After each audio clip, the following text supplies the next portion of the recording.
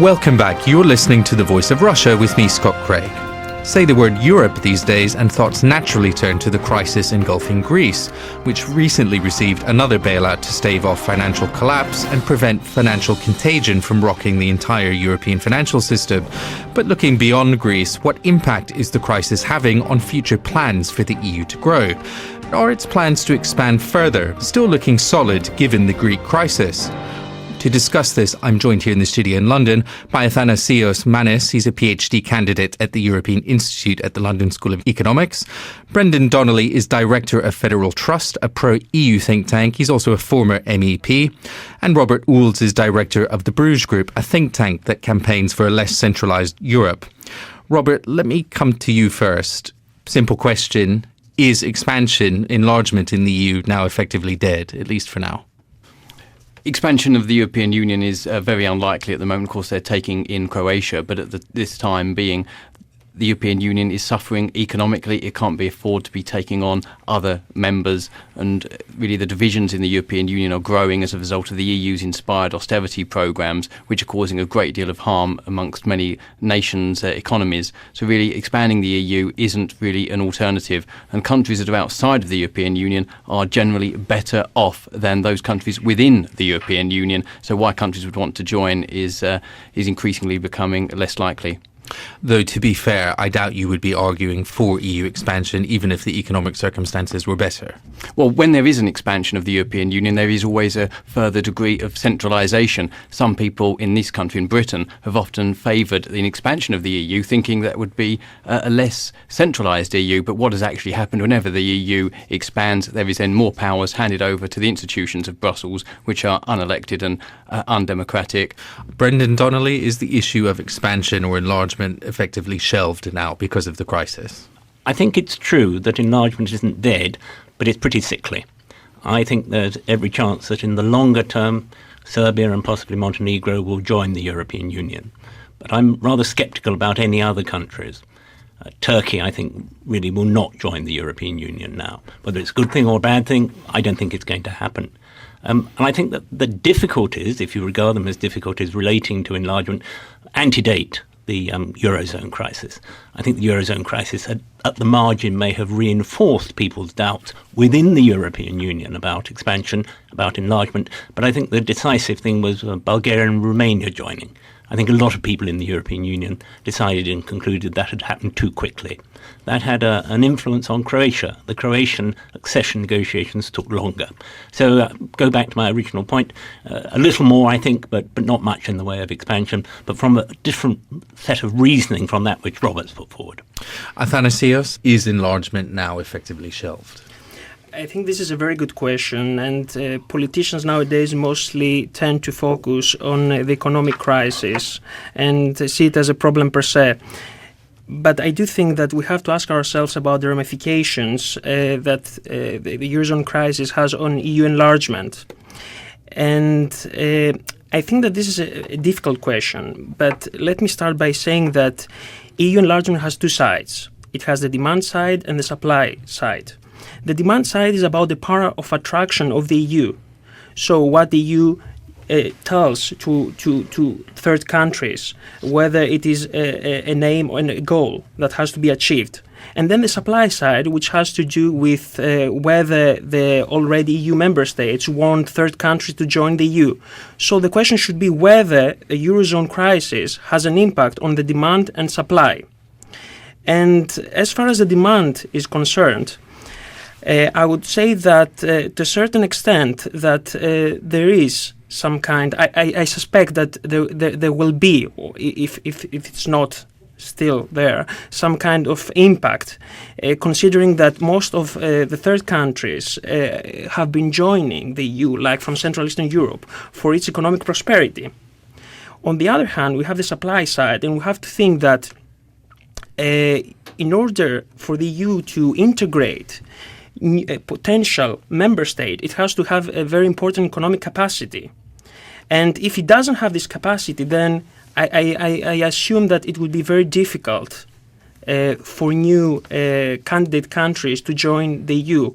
And this, of course, depends on the size of the country and and on other factors, domestic factors. Robert Oulds. The EU has, as a result of various governments pushing for various agendas, wanted to look at expansion perhaps towards Morocco. Other countries have looked towards partnership programs with countries such as Ukraine and Georgia. My organisation, the Bruges Group, recently published a paper on this from a Russian academic, and really it was quite a balanced paper, but argued that the European Union's programmes had failed, partly because they weren't putting enough into their expansion programmes and putting in good enough deals such as with Ukraine. Ukraine at the moment can get a better trade deal with Russia and the CIS than it can with the European Union. The European Union has very restrictive quotas on Ukrainian goods, and that's really not a way of winning friends and influencing people. It really isn't helping the case of expansion. But isn't the simple fact of the matter, despite the crisis that we've seen in Greece and all of the other economic difficulties facing the European Union, nonetheless, it remains still an attractive place that countries want to join? Can I say something here? Please do. I think it's absolutely right to distinguish between supply and demand. It's not my impression that there are many countries that 4 or 5 years ago wanted to join the European Union who ceased to want to join the European Union. There might be some truth about that in the case of Turkey, because I think there is a view in Turkey that they're very economically dynamic and the European Union is less economically dynamic. That's not directly related to the Eurozone. That's a view which they've had for some little time, and there may even be some truth in it. But it doesn't necessarily follow that just because the European Union is growing less quickly than before, that it's not advantageous for a country like Serbia to join it. Robert, essentially, Europe remains an attractive place that countries want to join. I mean, you may object to it for political reasons, but nevertheless, the economic reality is that it's a union that people want to join still. Well, the case that Brendan talked about the case of Turkey is very interesting, because I think Turkey and the government of Recep Erdogan is playing a very interesting game. They're pretending that they're very much in favour of the European Union and trying to get the preferential trade deals with other EU states and with the European Union, whilst at the moment they've recognised that they don't really want to join. So I think there's a very clever game going on. And Turkey it's one of the few countries in the region that has a growing population, a growing and dynamic economy. So and they're viewing their future elsewhere, whilst of course teasing the European Union, which is in a sense playing the European Union's game against them, because it was formerly the case that the EU was offering candidate status and saying, make reforms and we might consider letting you into the European Union, when of course the political reality in the EU was that they'd really never allow Turkey in. Now it seems that Turkey is playing the opposite game. I think there's a sort of reciprocity of dishonesty is a bit harsh, but how shall I put it, diplomatic fudging of the truth on both sides, both on the European side and the Turkish side. And I think that divergence is now becoming more apparent. Athanasios, the reason why we're talking about this now, this question of expansion, is coming up obviously because of the Greek crisis. Simply put, is the current package that has been agreed with Greece enough? According to many analysts in Greece and economic analysts, it seems that it's lacking a very important part which has to do with development. It seems that the focus is on austerity measures, but it doesn't seem to solve the issue of how Greece is going to turn back its economy into developing again. So I think that the problem of Greece will still top the agenda of the Eurozone countries for the next few months. And we still have to wait until some final decisions are made with regard to development. Is it politically tenable within Greece? There is obviously a lot of domestic opposition to the austerity measures which have been announced. There needs to also be, as I understand it, a further 3 billion euros of cuts needed. 150,000 civil servants are losing their jobs by 2015. There is a lot of domestic opposition to this. It's by no means certain that it can actually be carried out. Indeed. This is a very important question. We don't know the answer yet, because what we expect to have in Greece in the next few months is elections. And I think from these elections we will understand better whether the political system has the capacity to implement the reforms that the Eurozone countries basically want Greece to have. So it's still an open question whether Greece can do that. But these reforms, of course, are reforms that are very necessary to the Greek economy.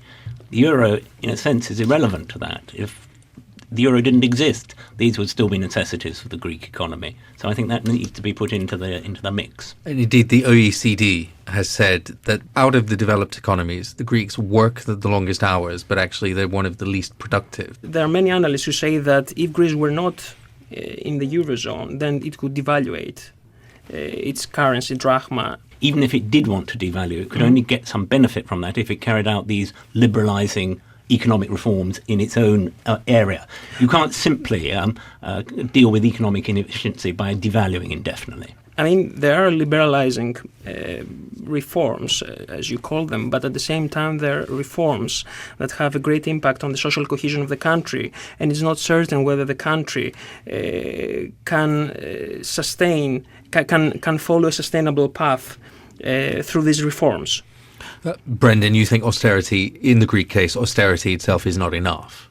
Well, I also think that, but that wasn't quite what I said. What I said was that even without the euro, there would be need in Greece of economic reforms, and I think it's desirable that they should happen. I think the eurozone as a whole hasn't yet got the balance between growth and austerity, and I'd certainly agree with that. But part of the difficulty there is that individual national governments aren't always very good at carrying out what they say they're going to carry out. And within the Eurozone, there hasn't yet been evolved a clear governance structure which will strike this balance. In national governments, you can strike the balance, or attempt to strike the balance, between reform and austerity on the one hand and economic growth on the other. That's not a trick that the European Union or the Eurozone has yet worked out how to play. If they do, the Eurozone will be successful. If not, not. Just a reminder, you're listening to The Voice of Russia with me, Scott Craig. Today I'm discussing the impact of the Greek financial crisis on EU expansion with my guests Athanasios Manis, Brendan Donnely and Robert Oulds. Is it possible to have a coherent fiscal and economic strategy in a union with such radically divergent economies? Robert? No, it's not. The Eurozone is not an optimal currency area. It does not work. Countries that are in the euro, even if they do carry out these reforms and liberalise their economies, they would still have the problem that their currency, the euro, makes them uncompetitive, and it makes other countries overly competitive, which means that the economies of southern Europe, such as Greece and Italy and Spain, are flooded with imports, primarily from Germany, that are made cheaper by the euro, and their own producers in their domestic market cannot compete. So really the euro isn't an optimal currency area, and it's quite simply not working for them, which is why we see such high levels of unemployment. And this is of a great deal of concern to the Greek people, who are feeling powerless, so much so that even today there is a protest of Greek people outside the European Commission headquarters in London, in Smith Square. The concern is so great that they're even taking to the streets in London to protest in a small way. So really the argument is that power has gone too high to the European level, away from accountable governments that can respond to their people's needs and implement the reforms and have their own currency that's set at a value that suits a country's economy. With the European Union, we don't have that. We have a system where power is centralised and the euro is just wrong for them. Brendan Donnely. If we hadn't had the euro over the past 2 or 3 years, the European economy would have fallen apart in a much worse way than it has. If everybody's going to devalue, then there's no end to that process. It's something that's incompatible. Well, Germany would increase the value of their currency. Incompatible. Well, not just Germany. There's the a whole range Finland, of countries which would have been seeking what they thought of as being their own short-term advantage. Of course, there are advantages and disadvantages of the euro, but it's wrong to imagine that a regime where everybody devalues all the time against everybody else is an ideal one. Those that need it should devalue. Those not. German There currency is no would naturally the Deutsche there's Mark no would be objective introduced. assessment of who needs it and who doesn't. Well, they can affect it via interest rates and independent national central banks. But what national governments can do is that they can introduce their own economic policies and not have such severe austerity forced upon them, in effect, by the European Union, which would allow economic growth. But you won't be able to get the economic growth unless others refrain from devaluation at the same time. Well, no one has economic growth in Europe, so it's a lose-lose situation. Well, it would have been even worse if